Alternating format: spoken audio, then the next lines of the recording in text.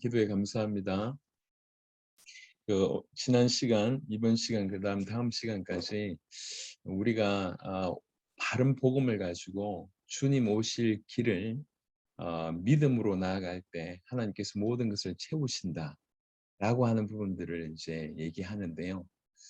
그중에 이제 요번 이 세 번의 시간 동안에는 우리 엑스플로 74를 통해서 그 얘기를 좀 드리도록 하겠습니다. 지난 시간에 우리 김중곤 목사님이 어떤 분이시고 엑스플로 74를 통해서 우리에게 주신 것이 어떤 것인지를 잠시 나눴습니다. 여러분 생각해 보시면 그때 당시 엑스플로 74에 우리나라에 제가 이제 1인당 국민 소득을 찾아보니까요. 한 300불 정도 됐어요. 300. 지금 수준과 비교해 보면 딱 100분의 1입니다. 100분의 1. 그 100분의 1 수준이었던 그 나라가 민족 복음을 위해서 30만 명을 합숙하면서 훈련하겠다라고 결단을 하고, 그다음에 전 세계 제자들, 전 세계 목회자들을 초청한다는 게 이게 쉬운 일이 아닙니다. 그래서 82개국이 넘는 3천 명 넘는 목회자가 1974년, 지금으로부터 50년 전에 전 세계에서 몰려온 거예요. 사실 이게 엄청난 일입니다. 그리고 30몇만 명이 이제 5박 6일 동안 합숙하면서 사역을 할 뿐만 아니라 이제 저녁 집회 같은 경우에는 이제 이 수도권에 이렇게 사람들이 모여와서 어떤 경우에는 하룻밤 집회할 때 156만 명이 참여했다라고 얘기합니다. 그때 여의도 광장은 다 아스팔트예요. 아스팔트. 그러면 이제 8월 달에 그 무더운데 아스팔트가 50도 이상 넘어간대요. 그런 데서 이제 집회를 이제 준비했는데 정말 하나님의 특별한 은혜로 내내 비가 내렸대요. 내내. 어느 정도냐면 하수 시설이 제대로 안 돼 있어서 그런지 무릎까지 비가 올 때가 있었다고 합니다. 그러니까 그게 오히려 아스팔트를 식혀주는 일, 그리고 밤에는 따뜻하게 해주는 그런 일까지 했다고 합니다. 여튼 그러면서 사역들을 계속 진행한 겁니다. 엑스폴로 74 이후에 우리나라에는 폭발적인 어떤 성장이 양적으로 질적으로 성장들이 있었습니다. 엑스폴로 74에 어떤 일반적인 집회도 있었지만 정말 주요했던 건 뭐냐면 오전과 오후에 훈련을 했다는 거예요. 그때는 CCC가 주도가 돼서 주로 이제 사형리로 모든 훈련들을 진행했었는데, 훈련을 했다는 것 자체가 중요한 것이 집회 이후에도 계속 그 훈련받은 메시지로 사역을 계속 해나갔다는 것입니다. 그러니까 한국 교회 전체에 사실은 이제 지속적인 사역이 될 수밖에 없도록 하나님이 일을 하셨다는 거죠. 그러니까 지금 이제 돌이켜 보면 볼수록 너무 놀라운 하나님의 역사라고 생각합니다. 이 모든 일의 시작이 됐던 인물이 김중곤 목사님이십니다.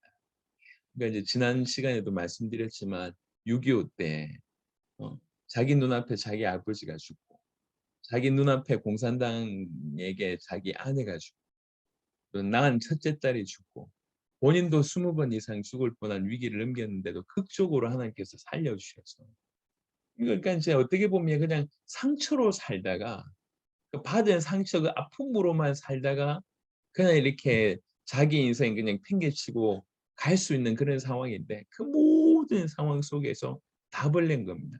왜 우리 민족이 이렇게 된 거냐? 왜 저렇게 사상에 사로잡혀서 저렇게 된 거냐? 우리 민족이 이렇게 된 것이고, 그다음에 우리 가정과 또 우리를 핍박했던 저들이 저렇게 된 것은 진실로 하나님을 만나지 못해서 그런 것이 아니냐? 예수님 정확하게 알지 못해서 저런 것이 아니냐? 그러니 정말 우리 민족의 유일한 답은 예수밖에 없다. 그래서 이제 김중곤 목사님이 칼럼 쓴 것 중에 최고가 그 예수 칼럼이라고 하는 책입니다. 여러분 책장에 꼭 꽂혀 있어야 될 책 중에 하나입니다. 찾아보세요. 예수 칼럼. 굉장히 깊이가 있습니다. 이분이 온전히 예수에 미쳤어요. 예수, 오직 예수, 이분을 전해야지 저 사람 산다, 이런 마음을 계속 품고 사역을 하던 터에 그냥이 아니라 정말 민족 복음을 해야 되겠다. 그래서 1971년에 민족 복음화를 공개적으로 선언합니다. 기독교 방송에서 이 땅에 푸르고 푸른 그리스도의 계절이 오게 하자. 아시지 않습니까? 공개적으로 선언하고 계속 민족 복음을 위해서 도전하고 있을 때에 72년에 미국 달라스에서 있었던 그 엑스플로 72를 참여하면서 8만 명 가까이 모인 그걸 참여하면서 큰 도전을 받았습니다. 이 엑스플로를 우리나라에서 하게 된다고 하면 정말 민족 복음화가 이루어지겠다. 민족 복음화에 큰 결실이 맺혀지겠다. 이렇게 해서 그 CCC 총재된 그 빌 브라이트 박사님한테 이제 믿음의 결단을 하고 고백을 하고 그래서 엑스플로 74를 한국에서 시작하게 된 것입니다. 어떻게 하면 민족 복음화할까? 여러분 지금 생각해 보면 우리나라보다 100배 못 산다고 생각을 해보세요. 그 100배 못 사는 나라가 그 나라의 사람이 밥 먹기도 힘든데 예를 들면 말라위 같은 나라를 우리 한번 생각해 보자요. 저 나라에 에릭이라고 하는 목사님 한 분이 지금 이렇게 사역을 하고 있는데 그 교통도 힘들고 이런데 그 말라위 에릭 목사님이 말라위 복음을 위해서 30만 명을 모아서 집회를 하십시다. 경제 있습니까? 없습니다. 그런 형국이에요. 그리고 여기에 전 세계 제자들 모읍시다. 이게 지금 그냥 보통이 아니에요. 우리가 이런 그때 너무 놀라운 일이 있었고 그 계기를 통해서 우리 한국 교회가 이렇게 폭발적으로 성장했구나. 우리는 그냥 피상적인 것만 보고 있지만 사실은 그 일이 되기까지 하나님이 믿음의 사람을 사용하죠. 지금 생각해봐도 너무 놀라운 일입니다. 지금 우리 입장에서도 우리 보고 30만 명을 모여서 합숙시키고 수백만 명의 집회를 하게 하고 그다음에 전 세계 약 100개국의 사람들을 모으는 그 일을 도전해봐라고 얘기할 때 지금도 50년이 지난 지금도 보통 일이 아니잖아요. 근데 50년 전에 그렇게 꿈꾸며 민족 복음을 위해서 도전했던 어떻게 보면 한 사람을 통해서 그런 일이 사실은 진행이 됐고 이루어졌다는 겁니다. 너무 감사하죠. 그래서 드디어 엑소플로 74가 진행이 됩니다. 거기에 공식적으로 김중곤 목사님은 2번의 메시지를 전하게 됩니다. 자, 뭘 전할까요? 오늘은 그 첫 번째 메시지 한 20분짜리 메시지를 들을 건데요. 무슨 메시지? 여러분, 전 너무 좋았어요. 엑소플로 74 때 50년 전에 제가 이제 조금 일찍 태어났더라고 하면 정말로 정말로 꼭 가고 싶은 곳이 바로 그 현장이었는데 사진만 남아 있는 줄 알았는데 이 육성에 메시지가 남아 있더라고요. 너무 좋더라고요. 오늘 20분짜리 영상을 먼저 보실 거고 다음 시간에는 조금 더 강력한 40분짜리 메시지를 들을 건데요. 50년이 지났잖아요. 하나도 이상하지 않습니다. 예. 여러분들이라고 하면 30만 명을 합숙하고 있고 지금 이 자리에 100만 명 넘는 사람들이 있습니다. 뭘 전하겠습니까? 한번 우리 한 20분짜리 메시지를 들으면서 큰 은혜 받게 되길 바랍니다. 여러분 좀 들어보셔서 아시겠지만 이 한이 그냥 고스란히 전달되잖아요. 그 중요한 현장의 첫 번째 메시지가 예수 그리스도가 누구인가 이것이 첫 번째 메시지였습니다. 이렇게 얘기합니다. 정말 이것이 최대의 물음 아니냐. 우리가 영원한 운명을 걸고 전부냐 제로냐. 과연 예수가 우리 인생의 전부냐 제로냐 물어야 될 진짜가 아니냐. 이렇게 쭉 얘기하시잖아요. 그러니까 이제 딴 것보다 정말 복음이 올바른 복음이 전달되어지고 그리고 이제 쭉 보시면 알겠지만 주님의 다시 오심과 민족 복음화라고 하는 것이 그냥 고스란히 녹아 있습니다. 한치도 예외 없이 고스란히 녹아 있습니다. 저는 이제 좀 연세 드셨을 때만 저분을 뵈었어요.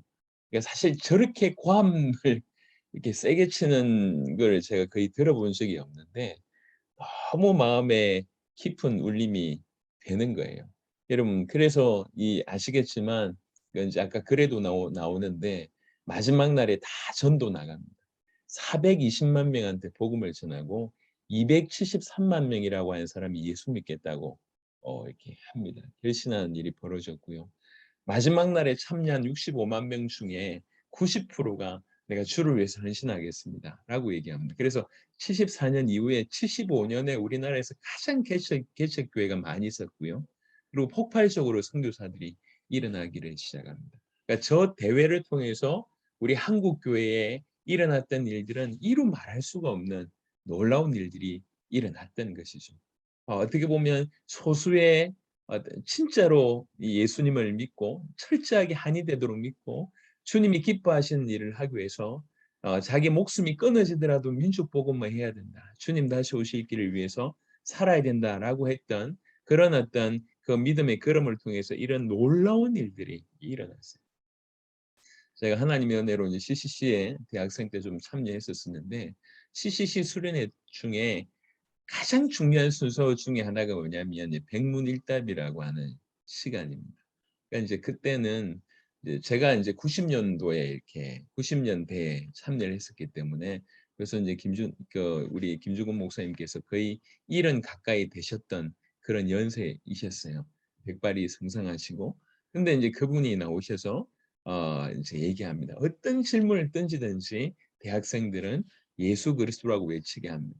그래서 질문을 던지는 거예요. 예. 예. 하나씩 하나씩. 평화 통일을 이룰 수 있는 주인공은 누구이십니까? 우주 만물의 주인공은 누구이십니까? 하나씩 하나씩 큰 것부터 작은 것까지 디테일하게 질문을 던지는데 모든 사람들이 예수 그리스도라고 얘기합니다. 처음에 외칠 때는 이게 말이 안 맞는 것 같고 굉장히 쑥스러운 것 같은데 10번씩 20번씩 지나가면서 정말로 그렇지라고 하는 것들이 믿어지기 시작을 합니다. 그러면 우후죽순으로 여기저기서 이제 눈물이 터지기 시작을 하죠. 예, 그 예수 그리스도라고 하는 그 고백 그 자체가 완전히 눈물바다가 되고 이제 주님 앞에 오직 주님만 바라보는 그런 일들이 이제 벌어지게 돼요. 너무너무 놀라웠던 그런 경험이죠.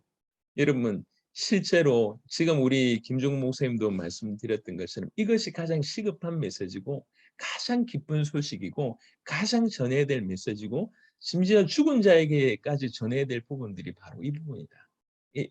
우리가 이제 이 조금 더 이제 복음이라고 한 부분들을 더 깊이 안다고 하면 이 김중훈 목사님 같은 더 저런 중심으로 이 복음을 전하는 그런 일들을 해야 되겠습니다. 그래서 짧은 영상을 하나 더 볼 건데요. 이제 이 복음을 가지고 진짜로 민족 복음을 해야 되겠다라고 하는 끝에 이제 이분이 또 이제 신학과 출신이지만 국문학도이십니다. 그러니까 이제 아주 그 글 표현이 굉장히 뛰어난 가장 어떤 디테일한 부분들을 잘 끄집어내서 이제 하셨었는데 그 이제 그 기도문 칼럼에 있는 내용들인데요. 한번 들어보시면 유익하겠습니다. 이 영상을 보고 그리고 이제 짧게 마무리하고 오늘 기도하는 시간을 갖도록 하겠습니다.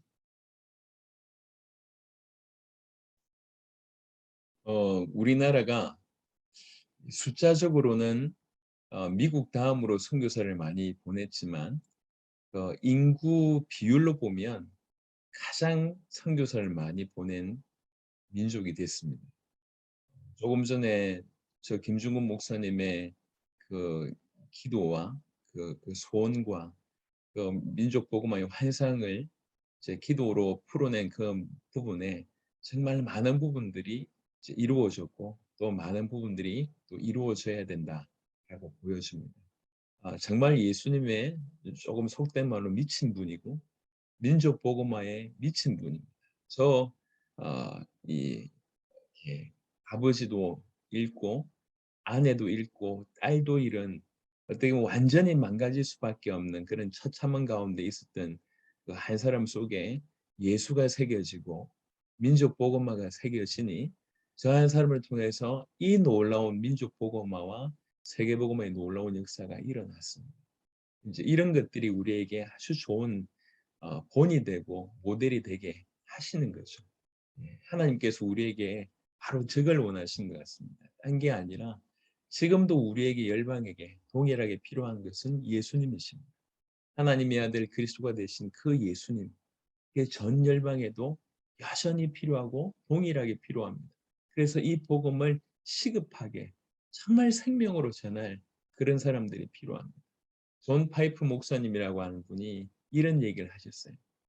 정말 많은 사람들한테 얘기하기를 과거에는 떨어져 있었지만 지금은 우리 주변의 친구들이 다 무슬림이고 힌두권이고 불교고 이렇다.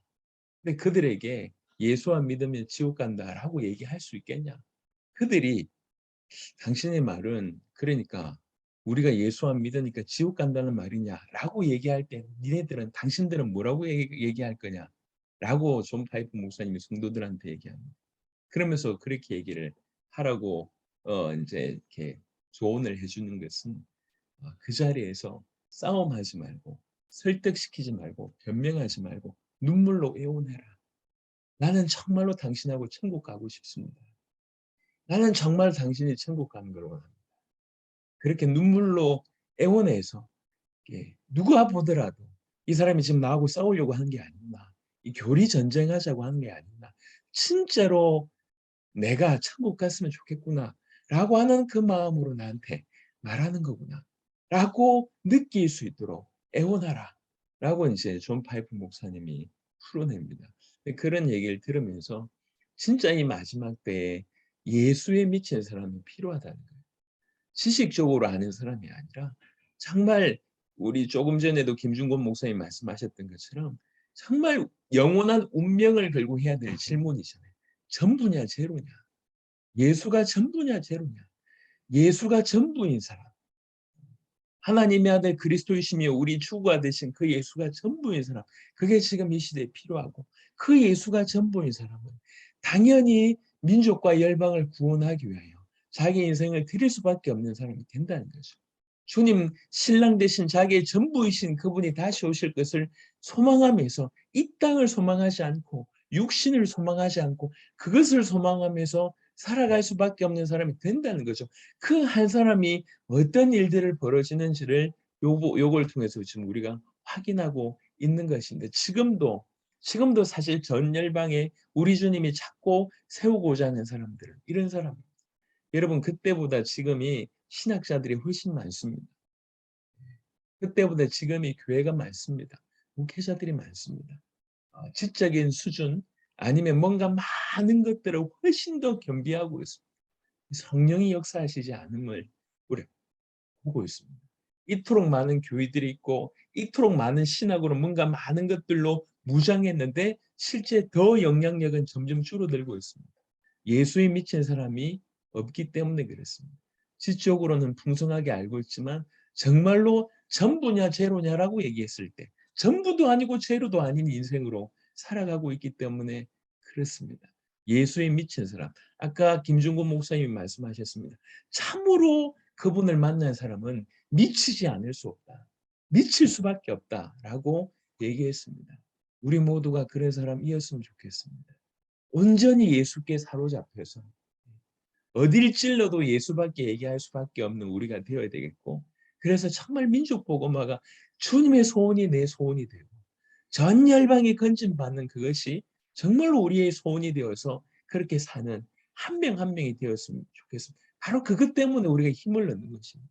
딴 게 아니라 그 예수 이름 때문에 그분과 함께 동행하고 있고 그분이 원하는 그 길을 걸어가고 있기 때문에 힘을 넣는 것입니다.